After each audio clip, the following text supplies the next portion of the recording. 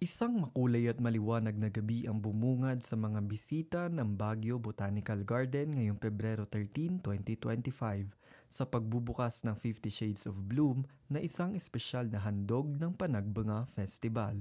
Mula alas 6 hanggang alas 11 ng gabi, nagniningning ang hardin sa kakaibang pagsasama ng ilaw, bulaklak at sining.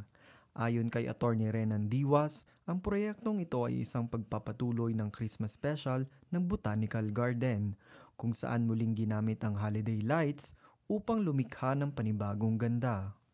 Meron tayong mga nagamit natin sa Christmas special ng Botanical Garden.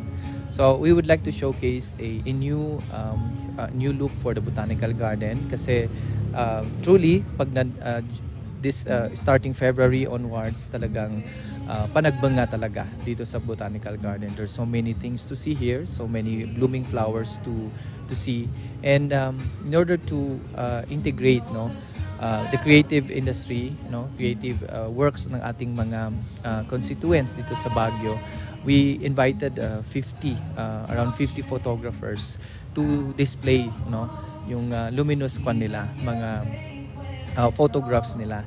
Bukod sa makukulay na ilaw, 50 photographer mula sa Baguio at mga karatig lugar ang nakipagtulungan upang ipakita ang kanilang illuminated floral photography na perpektong sumasama sa nightscape ng hardin.